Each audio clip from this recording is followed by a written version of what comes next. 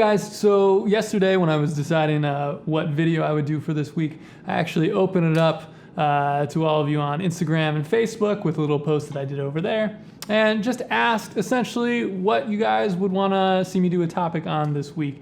So we had a lot of great requests, and I hope to get to some more of them in future videos.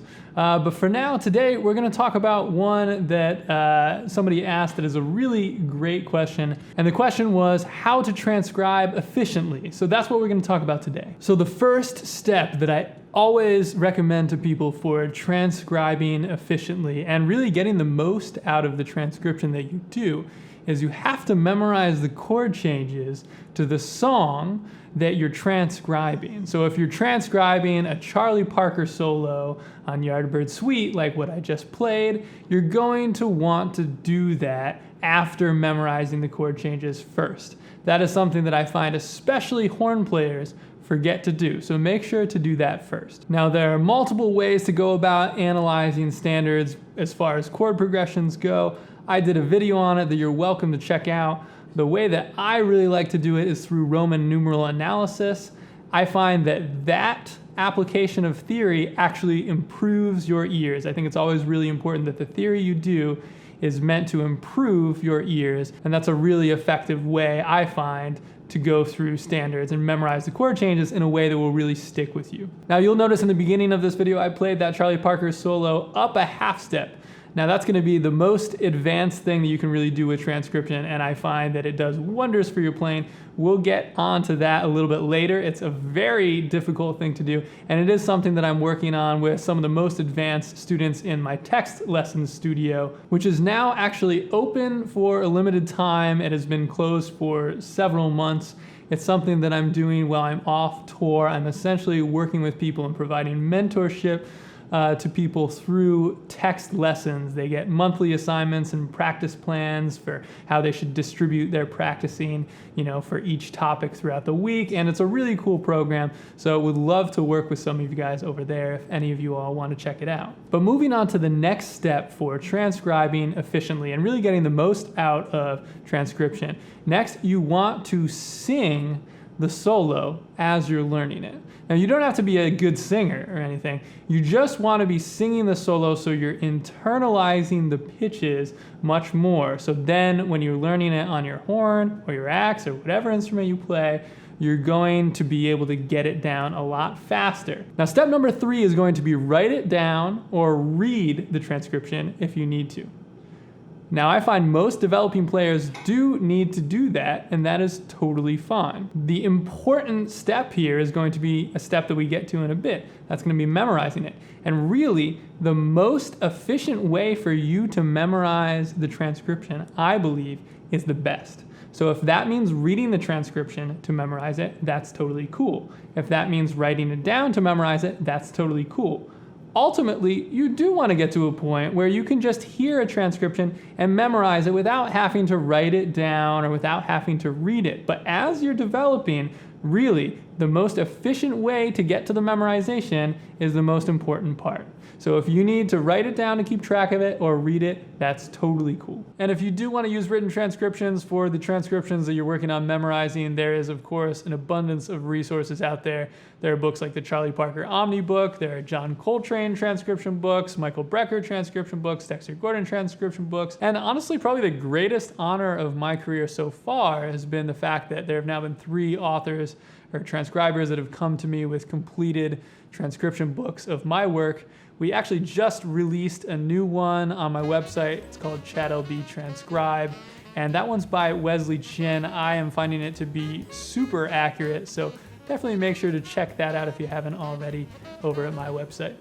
Now, having it written or reading it actually is going to help with the next step. So step number 4 is going to be analyzing each phrase. Now, analyzing each phrase is going to be a lot easier when you've memorized the chord changes, because then you can really understand how each phrase sits in the harmony, which is going to be a really important part of analyzing it. So analyzing how the notes line up with the harmony is a really important step to understand what the player was doing when they were improvising. So if we look at this Charlie Parker transcription, you're going to see in the pickup bar to the solo. So essentially his first bar of the solo, picking up into that first chorus, and the only chorus that he takes on this.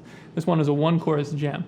In that pickup bar, Charlie Parker plays D, E, F, B flat, A flat, B flat, A flat, F. Now these notes are in concert. So if you'll notice, that doesn't really line up with a G7. Now, there are a few different ways we could analyze this. We could say that essentially he's just outlining G altered in the notes that he plays, and he's just playing diatonic in D minor, getting into that. To me, the simplest solution as far as the analysis of what he played there is that he's really outlining a backdoor dominant substitution. He's outlining B flat 7, sharp 11. All of those notes are in the B flat Lydian dominant scale, which outlines B flat 7, sharp 11. A backdoor dominant is a very cool sound that I've talked about in various videos that I've made, but essentially that's just going to be a dominant chord that's a whole step below the tonic. You can use it as a sub, or it's also a common device used in the actual written harmony of a lot of different standards, and we will see it in this standard itself, Yardbird Suite. We see it in bar 2 just a little bit later. In fact, we see a full backdoor 2-5. Now that's when you have the relative 2 minor to that backdoor dominant chord. So that's when we see F minor 7 to B flat 7. That's going to be a full backdoor 2-5 in this tune. So it's kind of hip that Charlie Parker actually uses that as a substitution getting into bar 1. Now it's important to remember that Bird was improvising. He himself was known for saying that when you're playing, you want to forget all the stuff that you were thinking about when you're practicing and just have fun. But I find it is deliberate practicing that allows you to fully clear your mind and just have fun when you're improvising. And analyzing each phrase in a transcription is a great way to be deliberate in your practicing or your study of a transcription. Now, Charlie Parker was so genius in his approach to all the elements of his improvising. One of many would be his rhythmic approach and how he rhythmically embellished things, his voice leading, his use of approach notes, and we can see that all in just this first long phrase that he does here, from the first few bars of this solo. And it's also worth noting that Bird was a genius with playing phrases that were really pretty brief. He would play these just brilliant 2-bar phrases a lot of times, as we see in that second phrase of the solo in bar 42 of this transcription. And that second riff is just a totally diatonic riff in C major that he was really known for playing. Other things to consider when you're analyzing the phrase would be the concepts that they're using. Are they using approach notes and closures, the rhythmic embellishment that we just talked about?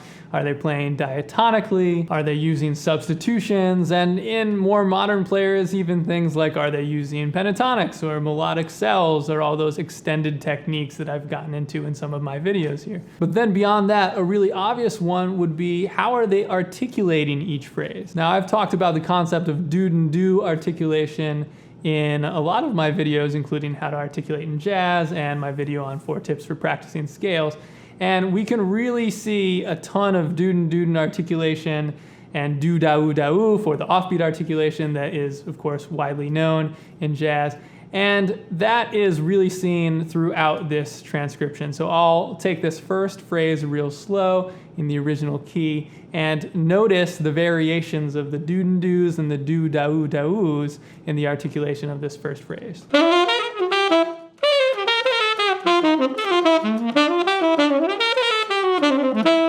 Now I'll take it really slow.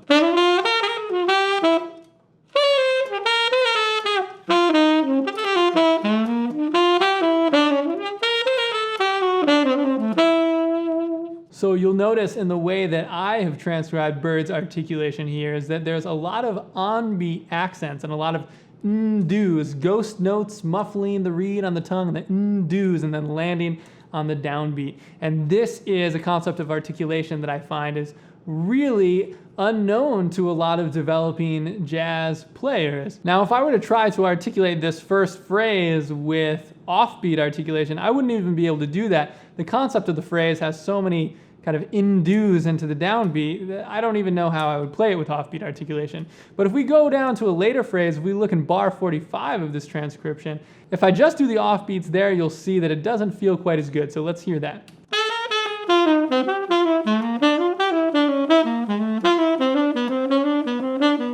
So that ends up sounding a little square compared to.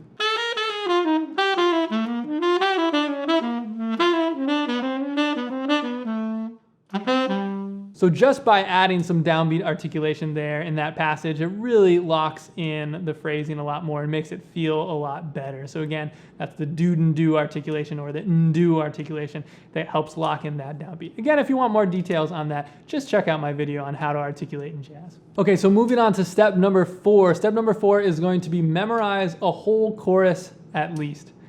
I get asked the question all the time if it's okay to just memorize a phrase from a solo. Memorizing a phrase is better than nothing, but ultimately you really want to memorize a full chorus because you want to see how the player phrases through a whole song form. It's great if you can memorize the full solo, but you will get a lot of value out of just doing a full chorus. And that is something that I've done with some solos where I haven't learned the whole 3-minute solo, but I've learned a minute and a half because I've learned 2 of my favorite choruses from the solo. You really want to get as much of the full picture as you can, again, with how they phrase through the chorus as a song form. Step number 6 is going to be application. You want to try to solo in the style of what you've just learned. Now, of course, that's going to be very difficult when you're trying to solo in the style of a genius like Charlie Parker. Much easier said than done. But one thing that you can do is try to imitate a few different ideas that they're using in the solo. So you can try to imitate the phrase length of each phrase. You can try to imitate the melodic shape. And you can try to imitate the melodic and rhythmic concepts. So what that would mean would be if you're trying to imitate a 5-bar phrase, try to play for 5 bars. If you're trying to imitate the melodic shape, see if you can generally kind of go up and down around the same time that they go up and down in the phrase. If you're trying to imitate the rhythmic concept, see if you can throw in some rhythmic embellishments the same way that they do. Do they use some 16th note rhythmic embellishments? Do they use triplet rhythmic embellishments? So see if you can try to imitate that. And then finally, the melodic concept. Are they using a bunch of enclosures in the phrase? Are they playing mainly diatonically? What concept are they using? Are they doing hip substitutions? You know, try to just generally get into the vibe of the melodic concept that they're using. You can even borrow a few notes here and there and then see if you can go in your own direction. So play some notes that they actually played and then play some of your own notes. So with all that in mind, I'm going to try to imitate the phrase that Bird played in bar 45. First, I'll play his actual phrase and then I'll do my own phrase that imitates it.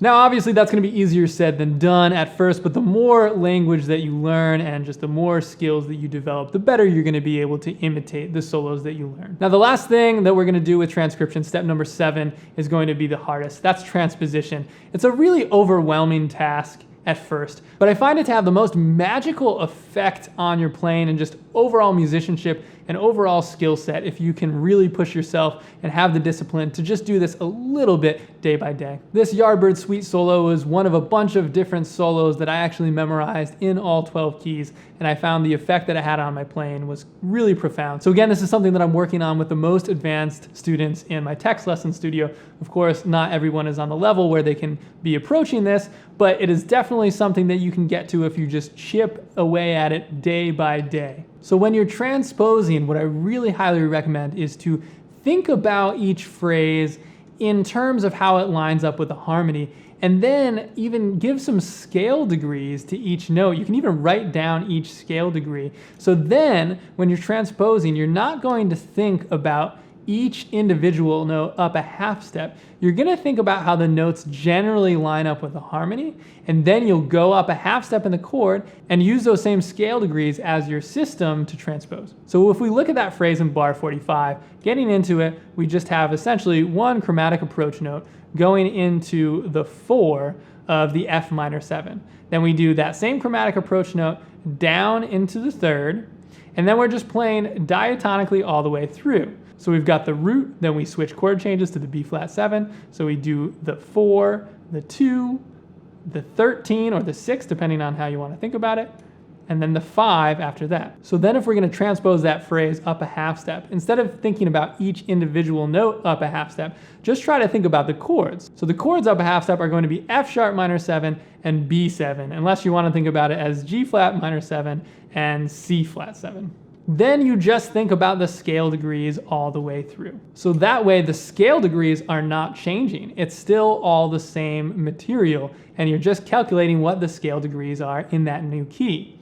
Now that's going to sound very difficult at first, and it might take you a little longer at first, but I guarantee in the long run, this is going to be a much more effective way of learning each phrase in all 12 keys. And then it's also going to do a lot more for your ear in the long run, because you're developing these number associations that really apply to every single key. All right, so we got into a lot of good stuff here. Of course, there's so much that we can talk about in terms of transcription. And if you want to get deeper into this stuff, and if you want to work with me individually, while I'm off tour, I am doing this text lesson program, and I would really love to work with any of you individually through this format, which has been really a lot of fun. We've been getting a lot of great feedback from the students and the studio members so far. So would love to work with you guys in that format. Make sure to check it out if you haven't already. And if you haven't already, also make sure to click subscribe and like this video if you dug it. And feel free to ask any questions you want in the comments section, or let me know what you'd like me to cover in future videos.